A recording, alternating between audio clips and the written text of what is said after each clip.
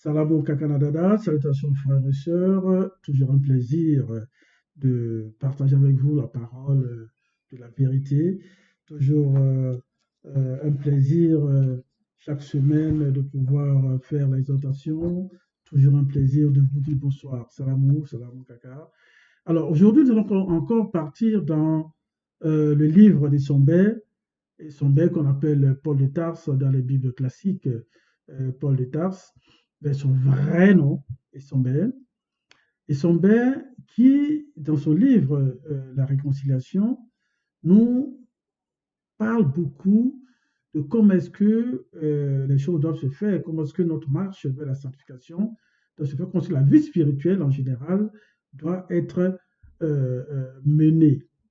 Donc, aujourd'hui, dans le récit de Sombère, nous allons, nous allons traiter d'un sujet sensible, un sujet très important lié à la conscience, à la liberté et à l'amour fraternel. Et le patriarche Issombert, ce grand apôtre de Gyorkisabé, nous parle d'une question qu'il s'agit de notre rapport, de notre conscience de liberté, de notre vie spirituelle, la conscience et à la sensibilité des autres, hein, notre marche vers la foi, de notre marche de la foi.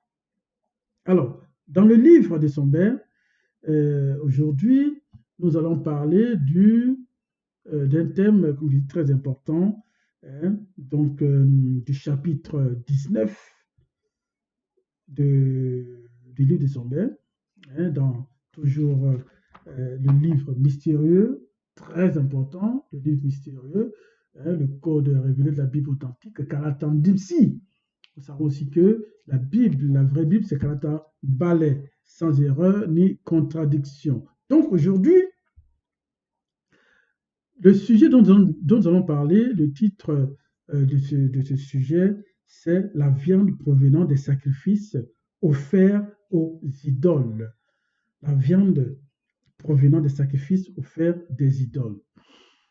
Donc, c'est dans le chapitre 19, nous allons parcourir du verset 1 au verset 19. Alors, nous savons que nous vivons dans un monde où l'invisible influence beaucoup le visible. Ça, nous le savons tous.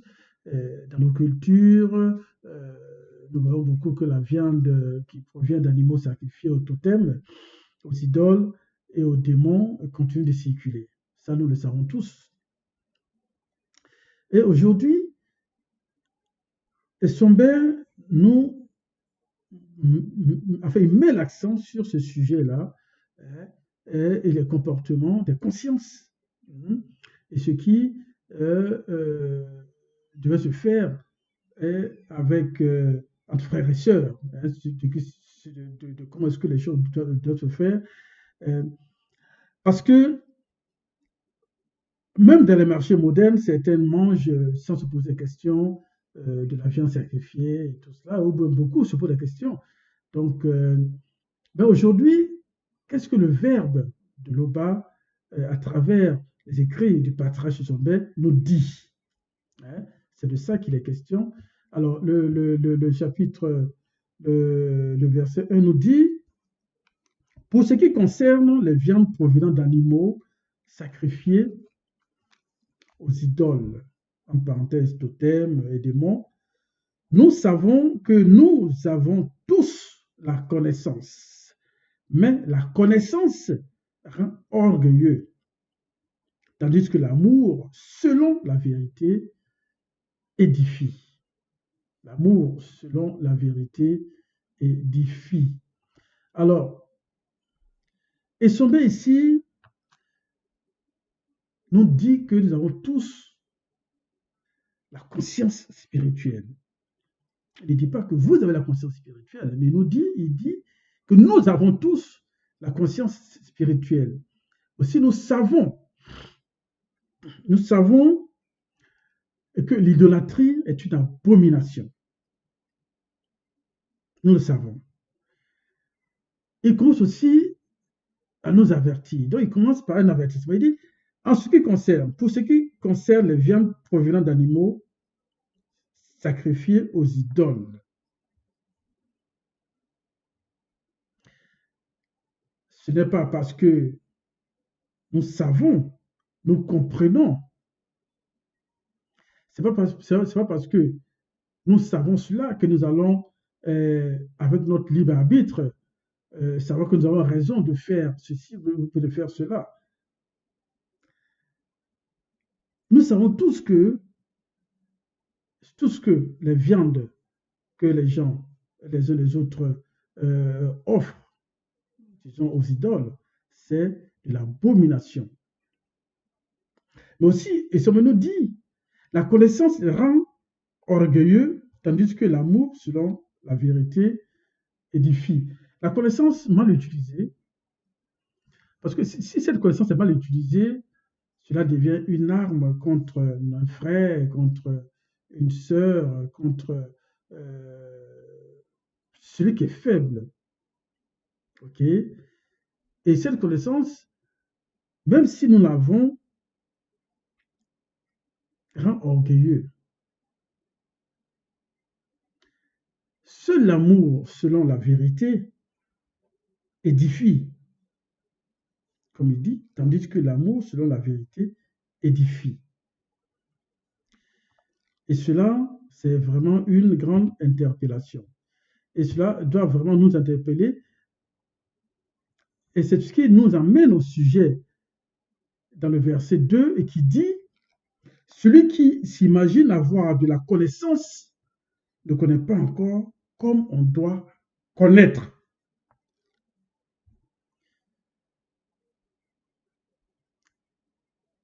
Quand j'ai lu cela, je me suis dit que ce verset met un coup d'arrêt à l'orgueil spirituel. Et Sommet nous dit ici que la vraie connaissance n'est pas seulement intellectuelle. Mais la vraie connaissance, c'est la capacité, notre manière de nous mettre à la place de l'autre. Celui qui s'imagine avoir de la connaissance ne connaît pas encore comme on doit connaître. Celui qui pense avoir compris, qui mérite, qui maîtrise, disons qu'il méprise ceux qui s'abstiennent ou ceux qui sont encore sensibles aux différentes réalités du passé, idoles, traditions, totems et tout cela, montre par là qu'il n'a pas encore compris l'essentiel. Seule la connaissance qui vient de l'Oba, qui vient du verbe de l'Oba, passe par l'amour et par le respect des consciences. Et ça, nous devons le comprendre parce que ce n'est pas la quantité de connaissances, pas parce que nous connaissons des choses que nous pensons connaître, mais notre attitude de connaître les choses que nous avons vis-à-vis de nos frères et sœurs, c'est ce qui est important. C'est ce qui est vraiment important. Et le verset 2 nous dit aisément que celui qui s'imagine avoir la connaissance ne connaît pas encore comme on doit connaître. Toi, tu crois connaître, mais en réalité, tu ne connais pas. Le verset 3 nous dit, mais si quelqu'un aime l'Oba selon la vérité, celui-là est connu de son verbe. Celui-là est connu de son verbe. Par ce verset, Sommet nous dit une vérité capitale. Une vérité capitale. L'Oba, par la manifestation de son verbe, ne reconnaît pas ceux qui savent beaucoup, mais c'est ceux qui aiment, mais qui aiment l'Oba dans la vérité qui est important. Ce verset 3 fait un lien direct entre l'amour vrai pour le verbe de l'Oba, la conformité de la vérité, notre relation avec le verbe, la conscience que nous avons pour le respect qui est dû à l'Oba, c'est ce qui est important. Il dit, celui qui, mais si quelqu'un aime l'Oba selon la vérité, celui-là est connu de son verbe. Celui qui aime l'Oba selon la vérité n'a pas besoin de prouver qu'il a raison.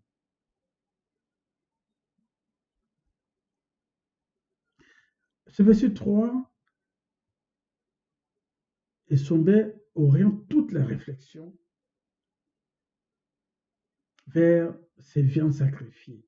Parce que si nous adorons des idoles, si nous offrons des viandes sacrifiées, c'est pas le respect qui est dû à l'Oba.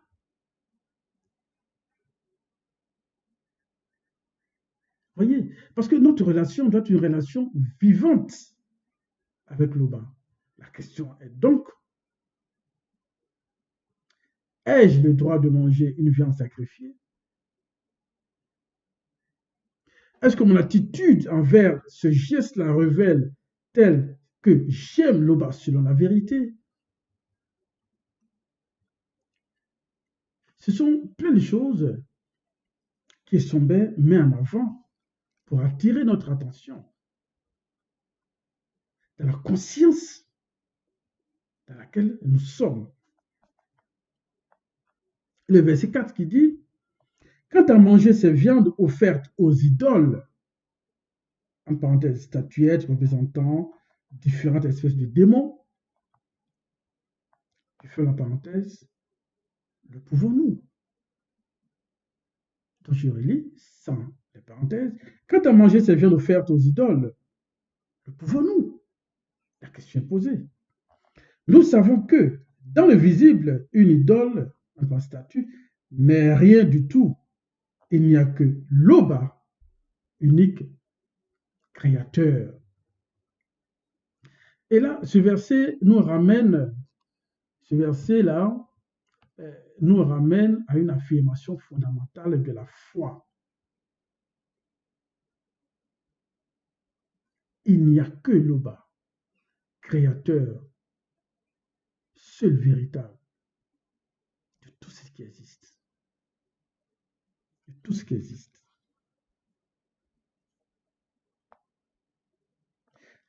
L'idolâtrie n'est pas bonne. Une idole, c'est une abomination.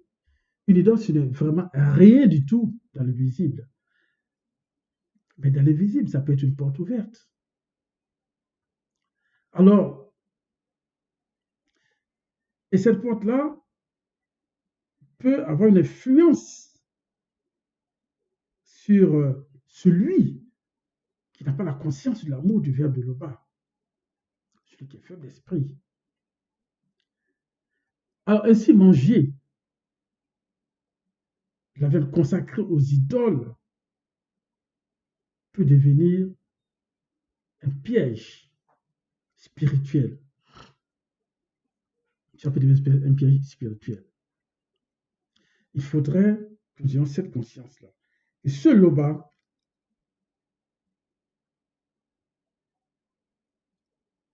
doit être adoré.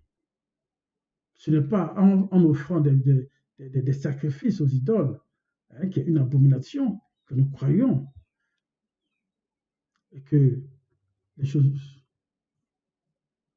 positives vont nous arriver.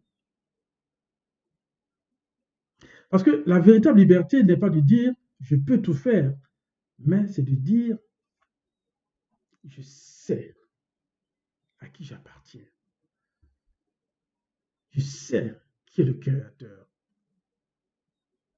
Le seul que je dois craindre, le seul que je dois adorer, le seul que je dois honorer. L'Oba n'a pas besoin de sacrifice. Il n'a pas besoin d'offrande. La seule offrande que l'Oba demande, c'est le respect des lois et des recommandations. Et surtout envers nos frères et sœurs. Parce que nos comportements peuvent induire l'autre à l'erreur. Le verset 5, il dit, il n'y a qu'un seul Loba, Tété, de qui viennent toutes choses, selon la vérité, et pour qui nous sommes. Oh, très important. Je reprends ce verset. Il n'y a qu'un seul Loba, virgule, Tété, virgule, de qui viennent toutes, avec T majuscule, choses, C majuscule, selon la vérité, V majuscule, et pour qui nous sommes. Il n'y a que deux seuls issus directement du Tété, Jokisabe, et le deuxième, par qui sont toutes choses selon la vérité et par qui nous sommes.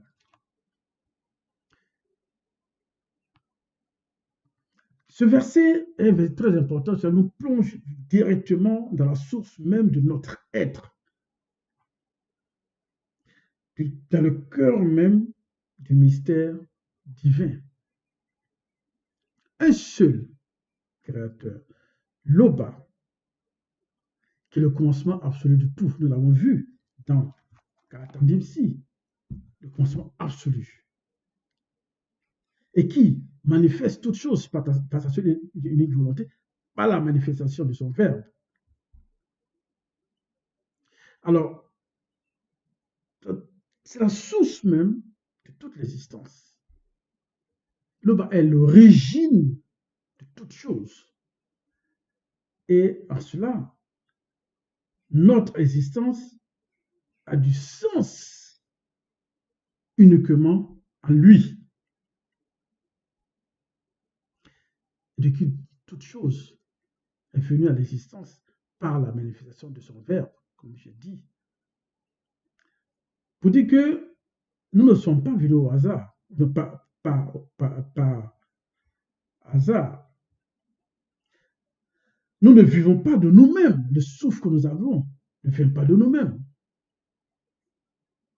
Nous venons de l'Oba et nous vivons pour l'Oba. Ensuite, on nous dit deux seuls issus directement du Tété, Jokisabe et le deuxième. Donc, nous savons, le Christ, le libérateur. Le deuxième, je peux dire, le souffle de la parole, le canal de la libération à notre époque, qui incarne cette parole-là. Parce que nous voyons même quand le deuxième, à notre époque, nous l'a dit, tant des enseignements. Nous voyons la parole, la connaissance qui dégage.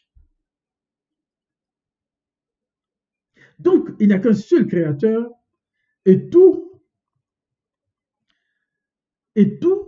ce qui est vrai, tout ce qui est le fondement même de l'être, vient de l'Oba, vient de lui, par la vérité, dans la lumière de la manifestation de son Verbe.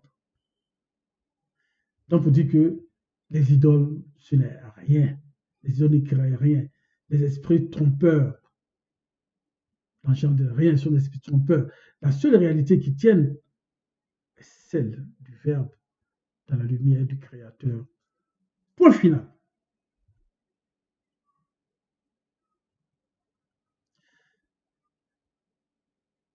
Et pour dire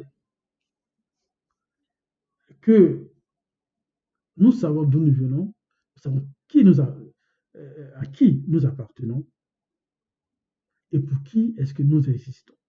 Et ça, Essambé, et on le dit, il faut que nous prenions conscience de cela. Le verset 6, Essambé nous dit, oh, la connaissance n'est pas le partage de tous, car tous ne sont pas encore éclairés. Quelques personnes ont gardé leurs anciennes idées sur l'idole, en parenthèse, en pensant que cela représente un canal, un passage de la manifestation visible et physique de la fausse divinité de celui ou de celle qui lui rend un culte. je ferme la parenthèse, elle croit manger d'un sacrifice fait à une idole réelle. Et par suite de cette faiblesse, la conscience perd sa pureté. Ce verset nous invite à l'humilité et à la compassion spirituelle. Nous n'avons reçu pas de lumière de la vérité en même temps. Nous avons des degrés de connaissance, des degrés de compréhension des Écritures, des degrés de compréhension de la vie spirituelle. Et encore une fois, l'idolâtrie est une abomination, l'idole n'est rien. Et cela fait que même si nous avons plus de connaissances qu'un frère et qu'une sœur, cela nous fait de nous des ennemis. Nul de là. Mais cette connaissance que nous avons doit nous aider, doit nous amener à accompagner un frère dans sa marche. Parce que tous ne sont pas éclairés. Cela signifie que dans une communauté, c'est encore des influences du passé, comme on dit ici, peur des totems, superstition dans les familles, croyances anciennes, etc., etc. Mais cela doit amener à comprendre, même si l'idole n'est rien dans la vérité pour elle, mais dans leur conscience non renouvelée, ils sont encore quelque chose. Parce qu'il dit, quelques personnes ont gardé leurs anciennes idées sur l'idole. Elles croient manger d'un sacrifice fait à une idole réelle. Et par suite de cette faiblesse, leur conscience perd sa pureté. La pureté de cette conscience-là vient de la vérité révélée. Nous le savons. La paix intérieure, la paix selon le Verbe. Et même si c'est une foi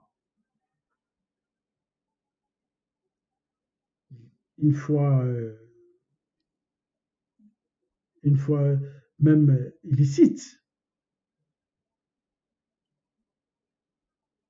cette personne qui croit cela, cette croyance-là de l'idolâtrie peut être une pierre d'achoppement. Parce que nous avons amené avec la conscience que nous avons à expliquer aux autres, aux frères et aux sœurs, et que seul le Verbe de l'Oba doit être adoré. Seul l'Oba, pas l'idolâtrie. Parce que cette vigilance que nous devons toujours avoir, nous devons accompagner ces personnes-là à comprendre et nous devons vraiment les accompagner dans leur vie spirituelle. Parce qu'il y a par cette faiblesse-là, pour que leur conscience prenne de la hauteur en croyance dans le Verbe de l'Oba. Verset 7. Il est vrai qu'un aliment peut nous rapprocher de la manifestation de l'amour de l'Oba. Et en même temps, nous en éloigner. Ça peut nous rapprocher et ça peut nous éloigner. Et Sommet nous montre ici la manière dont cette conscience-là, cette nourriture est perçue dans son intégralité de la relation avec l'Oba. Ce n'est pas l'aliment qui est sain ou impur de nature, mais Sommet nous rappelle que l'aliment n'est pas un support. Ce qui est important, c'est le cœur de celui qui mange, qui absorbe cet aliment. Et surtout la conscience spirituelle qui accompagne l'acte.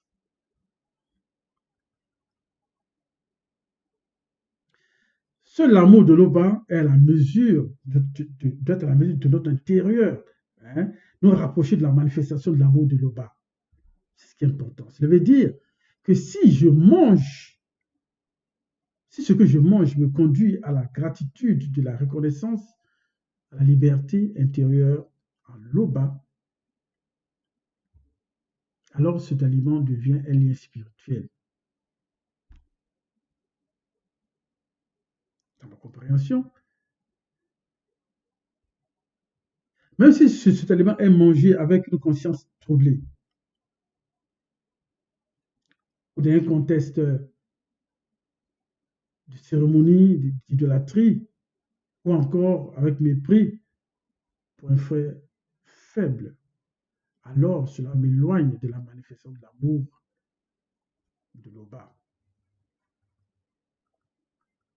Surtout, le problème n'est pas ce que je mange, mais comment est-ce que je me positionne intérieurement vis-à-vis de mon frère, dans ce sens-là. Est-ce que j'agis par foi, par orgueil, par ignorance, par amour? Je le fais par provocation.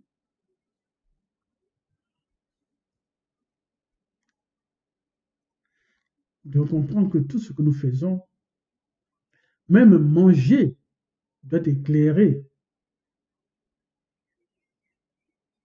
par la vérité et conduit à l'amour selon. Sinon, cela peut nous éloigner de notre Créateur. Et nous n'avons pas conscience de cela.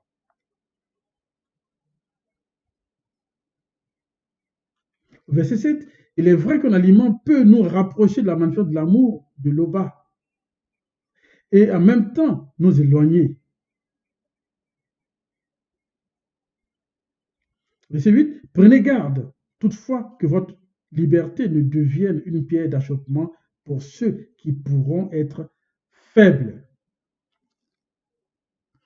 Quand on lit ce verset, on comprend tout de suite que ce verset place l'amour au-dessus de la liberté individuelle. Il nous rappelle une vérité spirituelle essentielle. Ma liberté à moi ne doit jamais devenir la cause de la chute d'un frère ou d'une sœur.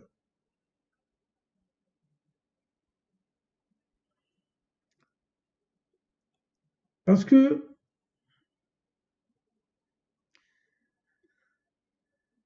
même le frère qui sait, et ici on nous dit, prenez garde toutefois que votre liberté ne devienne une pierre d'achoppement pour ceux qui pourront être faibles. Donc dans mon agissement, je dois faire très attention au frère qui est à côté, parce que de mon libre arbitre, je ne dois pas agir de sorte à ce que ce frère-là puisse chuter. Parce que le frère faible n'est pas à mépriser, mais à protéger, à aider. Et cela permet de glorifier le bas.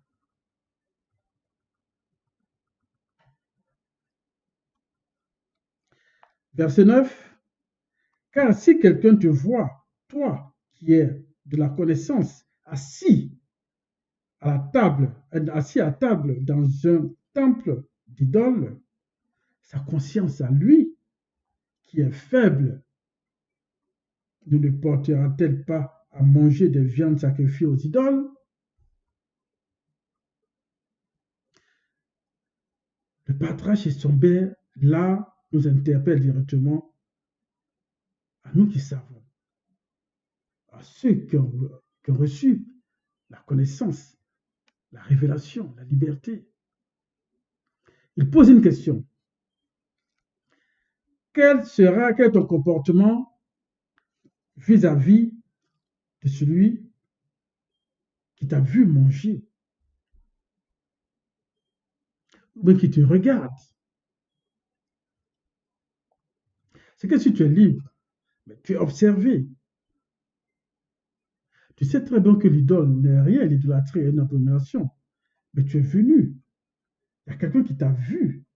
Tu es observé par celui qui n'est pas encore éclairé.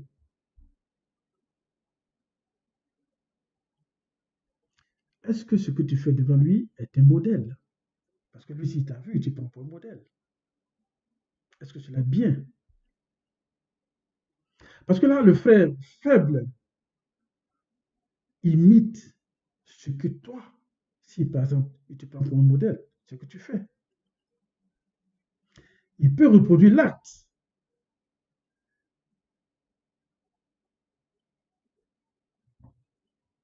Alors tu es responsable de ce que tu sais et comment tu le vis devant les autres. Parce que le Verbe de l'Oba, par la manifestation de sa grâce, ne nous a pas donné cette lumière, ne nous a pas donné cette connaissance, ne nous a pas donné cette brillance pour nous seuls, mais pour éclairer avec amour tout autour de nous, éclairer et tirer vers une vie spirituelle en profondeur, parce qu'on a la profondeur avec les autres qui nous prennent comme des modèles. Verset 10, et ainsi le faible périra par ta connaissance. Le frère ou la sœur connue pour lesquels Jokisabe a été mis à mort par les blancs, les sang mêlés, en parenthèse, métis. Ce verset nous relie l'usage de l'égoïsme et de la connaissance.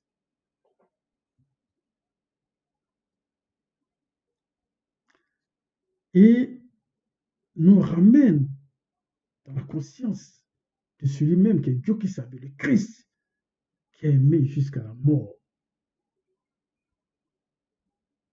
La connaissance que nous avons doit devenir un instrument de paix, un instrument d'accompagnement, mais pas un instrument de destruction.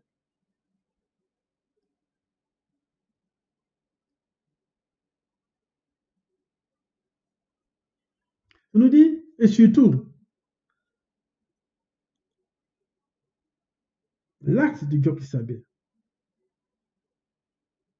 qui a racheté par sa mort, a racheté au prix fort nos péchés.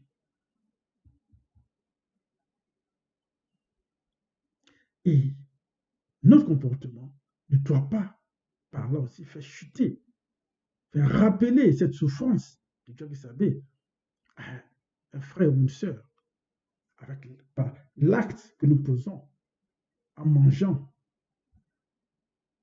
cette viande dédiée à l'idole. Parce que cette souffrance historique du peuple noir, de la tradition des siens, tout ça témoigne même de la fidélité, de l'amour de Jokisabe, de Christ face à l'oppression, face à la mort. Ça signifie que notre foi doit être réelle. Notre responsabilité spirituelle doit être réelle vis-à-vis d'un frère ou d'une sœur. Parce que nous savons, et on reprend, que l'idolâtrie n'est pas bon. Donc nous ne devons pas répéter la même chose.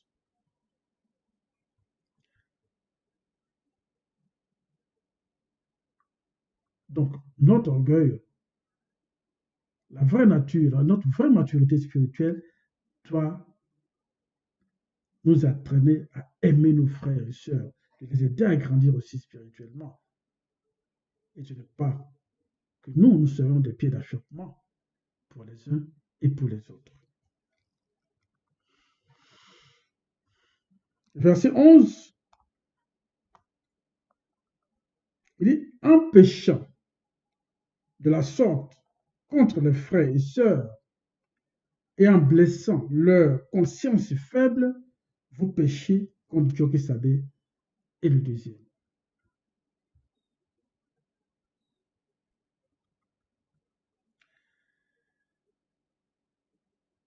Cela est très important. Cela est très important. Par la mort de Dioxychorysabé, par la mort de Dioxychorysabé, nous avons été rachetés. Aujourd'hui, dans notre traité de visible, le deuxième est là. Nous ne devons pas avoir des actes qui peuvent l'offenser.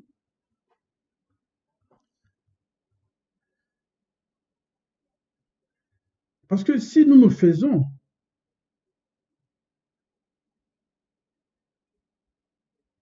cela révèle de la conscience de notre moi intérieur qui n'est pas en accord avec les lois et les recommandations, avec notre appartenance à la vérité au verbe de l'Oba.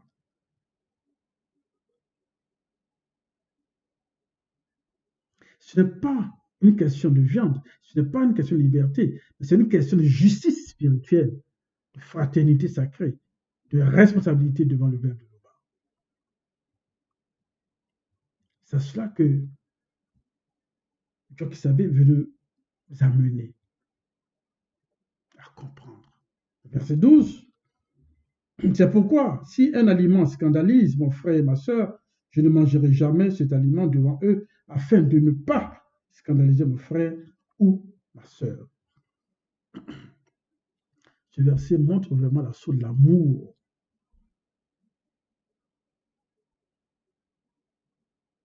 C'est vrai que je suis libre de faire ce que je veux, mais qu'est-ce que je dois faire? Je dois choisir l'amour pour que le frère ou la sœur qui me regarde et qui est avec moi soit aussi éclairé. Je prends la décision, je ne mangerai pas. Parce que là, c'est une décision volontaire, par amour, par considération, par conscience du témoignage. C'est très important. Parce que ce que je fais avec le GRT peut avoir des conséquences sur la conscience de l'autre, sur la conscience de mon frère ou de ma sœur. Aujourd'hui, nous sommes appelés à cette liberté qui aime, à une conscience qui protège, à une foi qui veut que nous entraînons nos frères et sœurs par la conscience que nous avons, ensemble que nous triomphons dans la vérité, de l'amour, par la manifestation de la grâce du verbe de l'Oba. L'Oba est toujours glorifié.